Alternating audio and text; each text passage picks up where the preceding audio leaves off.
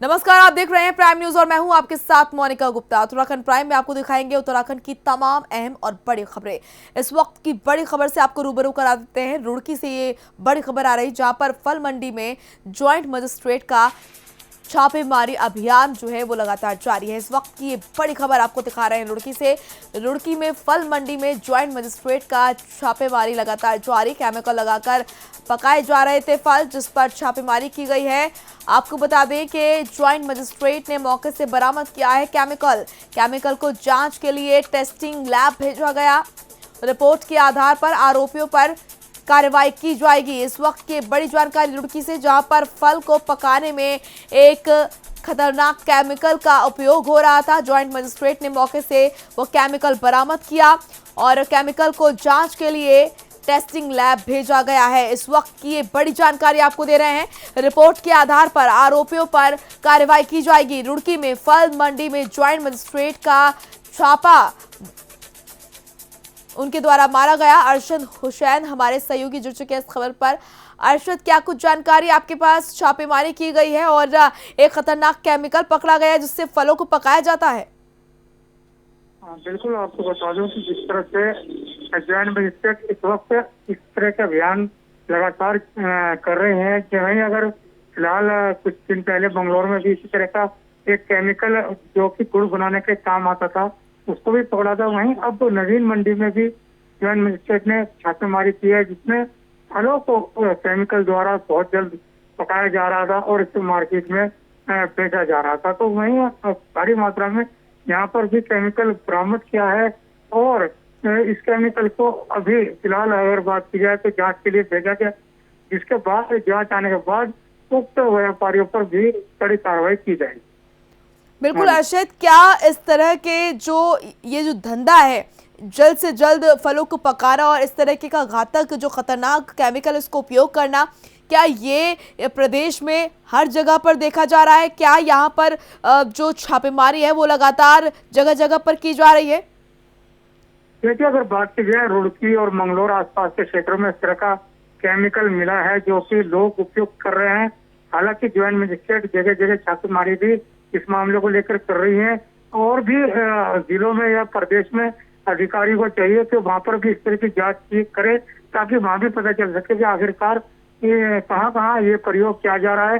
तो अगर बात की जाए फिलहाल रुड़की की, तो यहाँ पर भारी मात्रा में जो है ये केमिकल बरामद किया गया है, जिनसे फल पकाकर मार्केट में उतारे जा रहे थे और लोग इसको खा रहे हैं। हालांकि बीमारी का दौर लगातार जारी है। कोरोना, डेंगू, मलेरिया जैसी बीमारी लोगों में फैली हुई है। वहीं इन फलों को खाने के बाद भी बीमारी बढ़ रही है, जिसको लेकर कहीं ना कहीं अच्छा कदम ज्वाइंट मजिस्ट्रेट के द्वारा ये उठाया गया है। बिल्कुल, चलिए बहुत बहुत शुक्रिया आपका अरशद तमाम महत्वपूर्ण जानकारी देने के लिए। तो केमिकल को जांच के लिए टेस्टिंग लैब भेजा गया है। फलों को जल्द से जल्द पकाने के लिए इस तरह का केमिकल का इस्तेमाल किया जाता है जो कि सेहत के लिए बेहद खतरनाक होता है। ऐसे में छापेमारी की गई ज्वाइंट मजिस्ट्रेट द्वारा और केमिकल को पकड़ा गया और उसको टेस्टिंग लैब भेजा गया है। चलिए अगली खबर की ओर रुख करेंगे। पौड़ी में ग्राम पंचायत विकास योजना के तहत ग्रामीण क्षेत्रों का मुआयना शुरू हो गया है। इस योजना के तहत अधिकारी ग्रामीण क्षेत्रों में जाकर सर्वे कर रहे हैं, जो एक विस्तृत रिपोर्ट तैयार करेंगे। वहीं रिपोर्ट के आधार पर पूरी प्लानिंग को धरातल पर उतारा जाएगा। ये सर्वे दिसंबर तक चलेगा। ये पौड़ी से खबर आपको दिखा रहे हैं, जहां पर ग्रामीणों क्षेत्रों की जो दशा है वो सुधरेगी। ग्राम पंचायत विकास योजना के तहत सर्वे शुरू हो चुका है। रिपोर्ट के आधार पर धरातल पर योजनाएं उतरेंगी और तस्वीरें भी आप देख रहे हैं किस तरीके से बैठकें की जा रही हैं। बैठकों का दौर लगातार जारी है और रिपोर्ट के आधार पर ही धरातल पर उतरेंगी ये योजनाएं। इन तमाम योजनाओं पर बातचीत हो रही, विचार विमर्श हो रहा है। जो ग्रामीणों में रहने वाले लोग हैं उनको सभी योजनाओं का लाभ मिले और हर तरह के जो सुविधाएं हैं वो उनको प्राप्त हो, इसके लिए लगातार बैठकें की जा रही हैं। ग्राम पंचायत विकास योजना के तहत सर्वे जो है वो भी शुरू हो चुका है और रिपोर्ट के आधार पर धरातल पर ये योजनाएं उतारी जाएंगी। तो ग्रामीण क्षेत्रों की दशा सुधरेगी और इसके लिए लगातार प्रयास किए जा रहे हैं। भगवान सिंह हमारे सहयोगी जुड़ चुके हैं। भगवान सिंह, अब गाँव के जो दशा है वो सुधरेगी किस तरीके से? क्या कुछ सुविधाएं देने के प्रयास किए जा रहे हैं?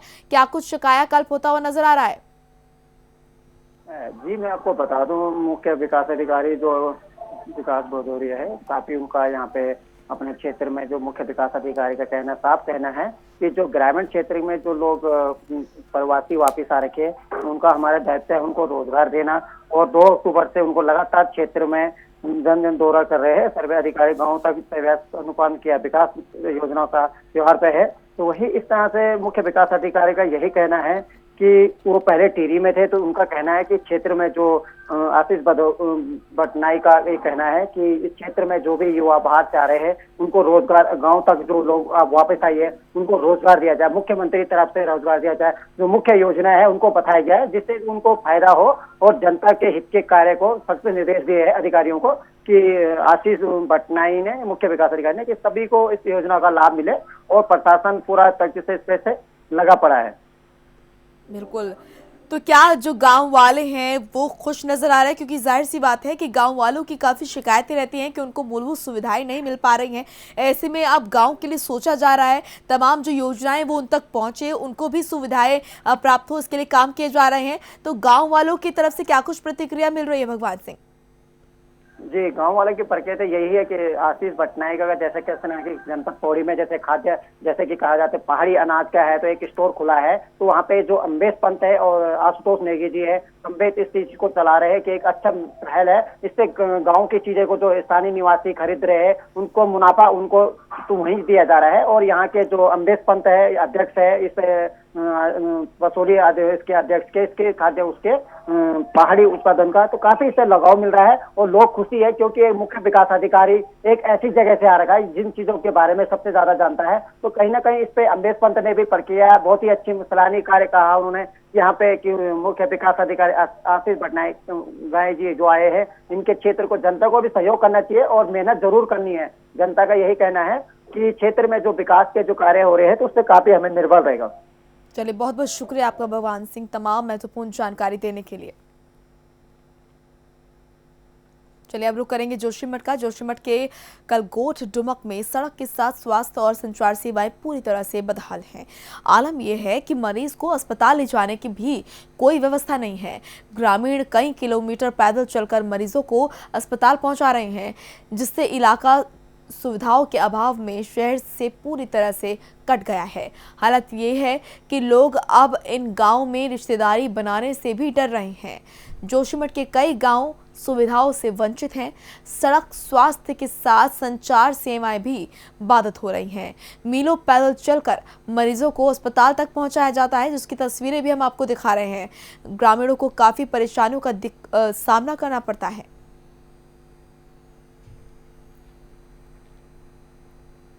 तो वहीं रुड़की में स्वास्थ्य विभाग में तैनात एक सुपरवाइजर ने अपने ही स्टाफ की कुछ महिलाओं पर उत्पीड़न किए जाने के गंभीर आरोप लगाए हैं।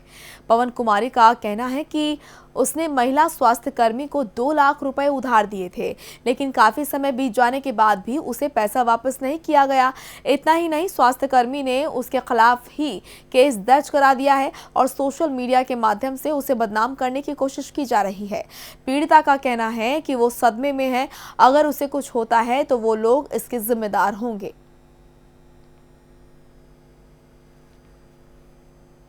अपने पैसे वापस मांगने के ऊपर इनकी जो मास्टरमाइंड है श्रीमती अंजू महाराज जी, जो पुराने अस्पताल पुरानी तहसील पे रहती हैं, और सुधा त्यागी एएनएम है, रामनगर ब्लॉक परिसर में रहती हैं। क्योंकि तथाकथित एक पत्रकार है जिनके द्वारा ये सारा। वहीं बद्रीनाथ नेशनल हाईवे पर भारी मलबा आने से आवागमन पूरी तरह से बाधित हो गया है। बताया जा रहा है कि हाईवे पर सड़क चौड़ीकरण का काम चल रहा है। इसी दौरान हाईवे पर भूस्खलन के चलते भारी मलबा आ गया, जिससे हाईवे के दोनों तरफ गाड़ियों की लंबी कतार लग गई है। जबकि बद्रीनाथ के साथ हेमकुंड साहिब जाने वाले तीर्थ यात्रियों को दिक्कतों का सामना करना पड़ रहा है। ये तस्वीरें आपको दिखा रहे हैं जोशीमठ की, जहां पर भूस्खलन के चलते बद्रीनाथ नेशनल हाईवे पर भारी मलबा इकट्ठा हो गया है। हाईवे पर आवागमन पूरी तरह से बाधित हो गया है, जिसकी तस्वीरें आपको दिखा रहे हैं।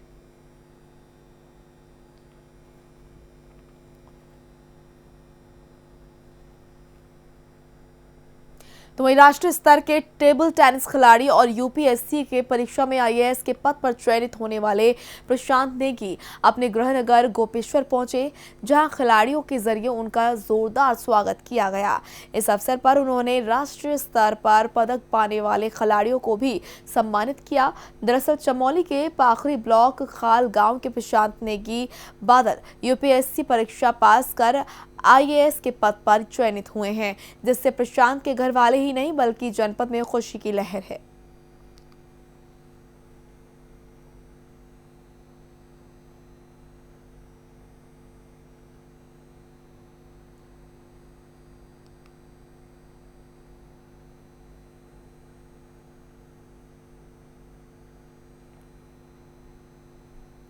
बीजेपी के लिए काम करने वाले नगर पालिका डोईवाला के 4 कार्यकर्ताओं को सरकार ने बड़ी जिम्मेदारी दी है।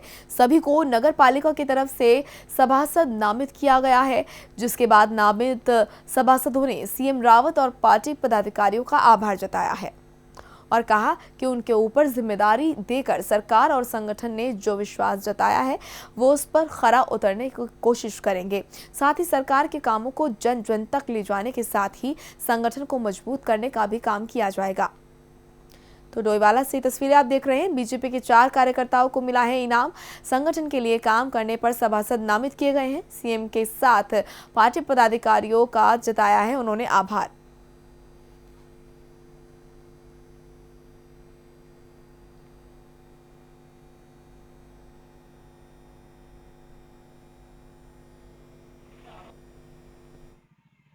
संगठन ने जो जिम्मेदारी दी है हम उसका पूर्ण रूप से वो करेंगे और सरकार के प्रति और सरकार के कामों की भी जानकारी लोगों को देंगे और पालिका में जो विकास के काम होंगे उसमें बढ़ चढ़कर लोगों का काम करवाएंगे।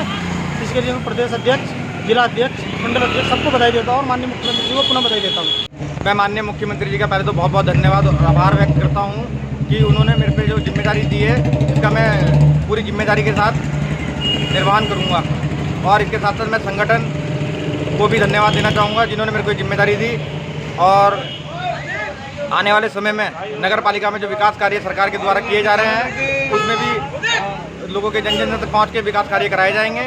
मैं फिर से एक बार मुख्यमंत्री त्रिवेंद्र सिंह रावत जी का धन्यवाद देता हूँ, मंडल अध्यक्ष विनय भाई का धन्यवाद देता हूँ, धीरेन्द्र पवार जी का धन्यवाद देता हूँ जिन्होंने मेरे को ये जिम्मेदारी दी। तो वहीं जनसंख्या समाधान फाउंडेशन के जरिए देश भर में जनसंख्या नियंत्रण कानून की मांग को लेकर उत्तराखंड में फाउंडेशन का विस्तार किया जा रहा है, जिसके तहत आज हल्द्वानी के एक निजी होटल के सभागार में हुई गोष्ठी में पहुंचे राष्ट्रीय पदाधिकारियों ने सभा में मौजूद लोगों को संबोधित किया। इस दौरान कुमाऊं मंडल की कार्यकारिणी का विस्तार करते हुए जिला अध्यक्ष मनोनीत किए गए। वहीं राष्ट्रीय अध्यक्ष अनिल चौधरी ने अपने संबोधन में कहा कि जनसंख्या नियंत्रण कानून लागू होने से भारत आत्मनिर्भर, विकसित और अखंड राष्ट्र बनकर विश्व गुरु बनेगा। हल्द्वानी की तस्वीरें हम आपको दिखा रहे हैं। देश भर में जनसंख्या नियंत्रण कानून बनाने की मांग अब जोर पकड़ने लगी है। जनसंख्या समाधान फाउंडेशन ने हल्द्वानी में बैठक की, जिसकी तस्वीरें हम आपको दिखा रहे हैं।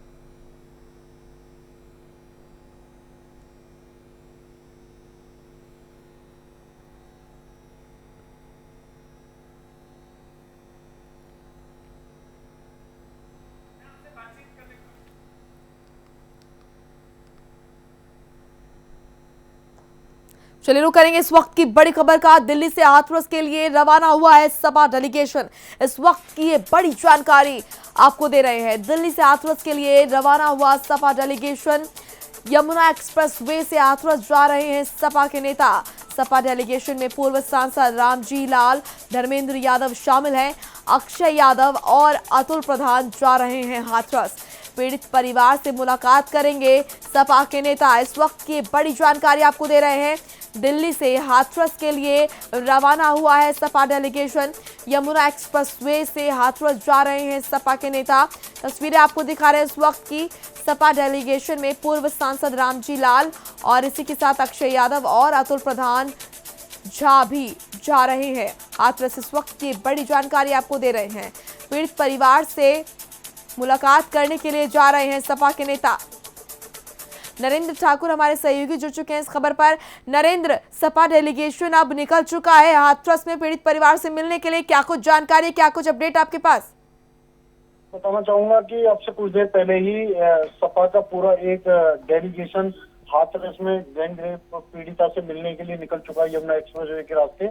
और जी। यमुना एक्सप्रेसवे पे थोड़ा सा जाम भी लग गया है क्योंकि सपा कार्यकर्ताओं का हजूम काफी ज्यादा है, गाड़ी भी ज्यादा है उनके, क्योंकि धर्मेंद्र यादव, अक्षय यादव, सभी तमाम बड़े नेता, अतुल प्रधान जैसे समाजवादी पार्टी के तमाम बड़े नेता गैंग रेप पीड़िता से मिलने जा रहे हैं, क्योंकि अखिलेश यादव अभी भारत में नहीं है। उनकी जगह पे ये पूरा डेलीगेशन सपा का वहां पे जा रहा है गैंग रेप पीड़िता से मिलने, क्योंकि कल अटकलें लगाई जा रही थी कि समाजवादी पार्टी का कोई भी कार्यकर्ता या कोई भी सांसद नहीं पहुंचा था उनसे मिलने। तो इसी के चलते हुए तो आज सपा का डेलीगेशन गैंग रेप पीड़िता से मिलने के लिए निकल गया है। जी नरेंद्र, क्या कुछ यहाँ पर प्रशासन की तैयारियां देखने को मिल रही है, क्योंकि जाहिर सी बात है इतनी बड़ी संख्या में सपा के नेता जा रहे हैं वहां पर हाथरस पीड़ित परिवार से मिलने, ऐसे में क्या कुछ तैयारी प्रशासन की तरफ से की जा चुकी है, किसी तरह की कोई अप्रिय घटना ना हो, भीड़ ना इकट्ठी हो? जी मैं बताना चाहूंगा कि जो सपा के डेलीगेशन है इसमें करीब 5 से 6 जो सांसद है उन्हीं को जाने के लिए परमिशन दी गई है। अब देखना होगा कि क्योंकि ये यमुना एक्सप्रेसवे के रास्ते निकल रहे हैं, क्योंकि ना तो ये दिल्ली के रास्ते से जा रहे हैं, क्योंकि इतना बड़ा हुजूम नहीं है जैसे कल कांग्रेस कार्यकर्ता और कांग्रेस के बड़े तमाम लीडर वहां पे मौजूद थे। तो इसी के चलते तो देखना होगा कि हाथरस के यहाँ पे इनको रोका जाएगा या इनको मतलब पहुंचाया जाएगा वापस गैंग रेप पीड़िता से मिलने के लिए। बिल्कुल। और नरेंद्र, देखा भी जा रहा है कि लगातार एक के बाद एक जो राजनीतिक पार्टियां हैं उनकी तरफ से नेता आ रहे हैं और पीड़ित परिवार से मिल रहे हैं। ऐसे में कहीं ना कहीं नजर आ रहा है कि हाथरस का जो पीड़ित परिवार है वहां पर वो जो जगह है वो राजनीतिक पार्टियों के लिए कहीं ना कहीं राजनीतिक अखाड़ा बनता हुआ नजर आ रही है। जी बिल्कुल कह सकते हैं, क्योंकि सभी राजनीतिक पार्टियां केवल भाजपा को छोड़कर सभी वहां पे सारे दल वहां पे पहुंच रहे हैं धीरे धीरे। और इसको एक कह सकते हैं कि राजनीतिक जो विपक्षी दल है उन्होंने इसको केवल राजनीतिक रूप दे दिया है, पर जो सूबे के मुखिया है योगी आदित्यनाथ, कल उन्होंने सीबीआई की जांच करने के सीबीआई को आदेश दे दिए। तो देखना होगा कि जब सीबीआई जांच के आदेश देती है तो अब इस प्रकरण में झूठ और सच दोनों ही साफ तौर पर सामने आ जाएगा कुछ ही दिनों में। नरेंद्र, क्या कुछ अपडेट आपको मिल रही है इस पूरे मामले में? ये जो सपा का डेलीगेशन निकला है ये कब तक वहां पहुंचेगा और कौन कौन लोग वहां पर पीड़ित परिवार से मिलेंगे? बताना चाहूंगा कि धर्मेंद्र यादव, अक्षय यादव, लालजी टंडन और अतुल प्रधान साथ में है, सभी ये निकल चुके हैं। और अब से कुछ देर बाद मतलब कह सकते हैं कि अब से कुछ घंटे बाद ही ये वहां हाथरस पहुंचेंगे और हाथरस पहुंचने के बाद पीड़िता परिवार से मिलेंगे। चलिए, बहुत बहुत शुक्रिया आपका तमाम महत्वपूर्ण जानकारी देने के लिए नरेंद्र। आप बने रहिए, आपसे जानकारी हम लेते रहेंगे। फिलहाल अभी के लिए बहुत बहुत शुक्रिया। तो सपा डेलीगेशन जो है हाथरस पीड़ित परिवार से मिलने के लिए निकल चुका है। चलिए रुक करेंगे अगली खबर की ओर।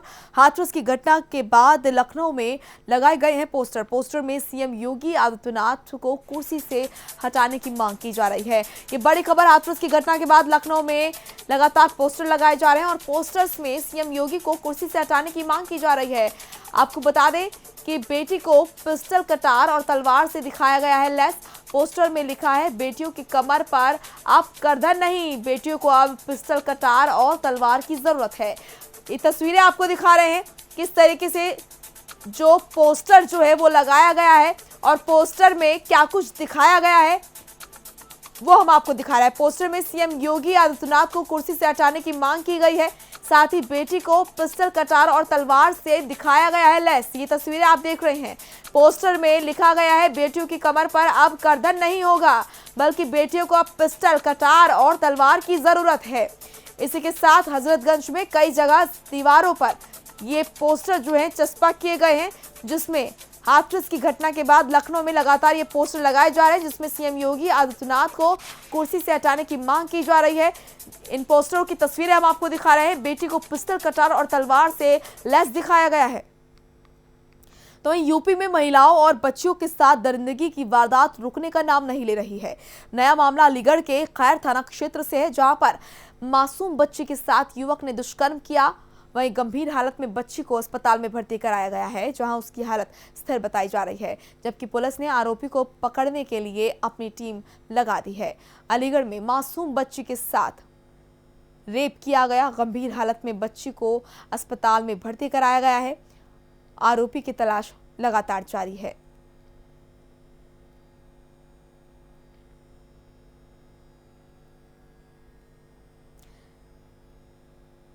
उत्तर प्रदेश में महिलाओं के खिलाफ, बच्चों के खिलाफ अपराध रुकने का नाम नहीं ले रहा और ये ताज़ा मामला आपको दिखा रहा है जहां पर एक 4 साल की मासूम बच्ची के साथ दुष्कर्म किया गया। वहीं गाजियाबाद में संदिग्ध अवस्था में एक युवती का शव मिला है। इस वक्त की बड़ी जानकारी आपको दे रहे हैं जहां पर गाजियाबाद में संदिग्ध अवस्था में एक युवती का शव मिला। युवती की अभी तक शिनाख्त नहीं हो पाई है। मामले की जांच में पुलिस जुट गई है। इस वक्त की बड़ी जानकारी आप तक पहुंचा रहे हैं।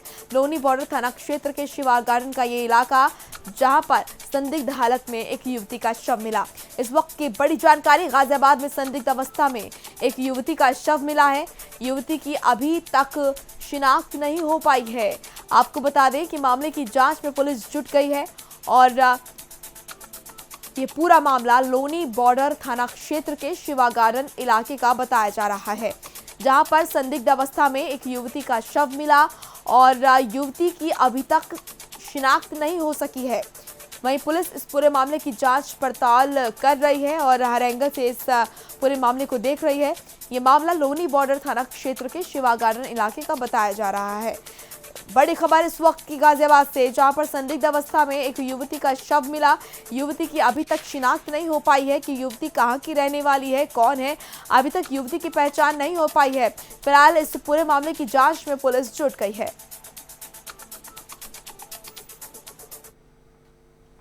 वहीं बिहार विधानसभा चुनाव, दुर्गा पूजा और चहलुम को लेकर अब प्रशासन पूरी तरह से अलर्ट है। इसी को लेकर एसएसपी आशीष भारती ने बैठक में शिरकत की जहां एसएसपी ने कहा कि चुनाव के माहौल में दुर्गा पूजा और चहलुम का शांतिपूर्ण तरीके से समापन होना चाहिए। और हालांकि भागलपुर पुलिस ने कई बार इस चुनौती का डटकर सामना भी किया है। एसएसपी ने सभी पुलिस अधिकारियों को इस दौरान संयम बरतने की और एकाग्रता के साथ काम करने की सलाह दी है।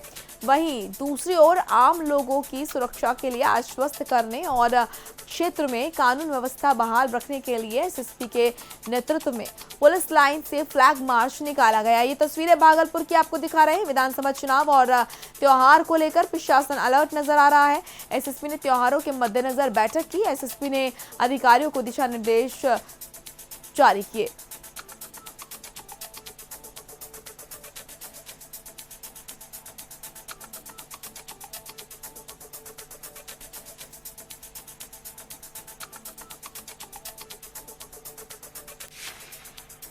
तो ये बड़ी जानकारी आपको दे रहे हैं। एसएसपी ने अधिकारियों को जरूरी दिशा निर्देश दिए हैं और विधानसभा चुनाव और त्योहार को लेकर प्रशासन जो है वो पूरी तरह से अलर्ट नजर आ रहा है। एसएसपी ने त्योहारों के मद्देनजर बैठक की और इस बैठक में सलाह दी कि किस तरीके से संयम बरतने की जरूरत है और आम जनता की जो सेफ्टी है, जो सुरक्षा है, वो हमारी जिम्मेदारी है, ये उन्होंने कहा।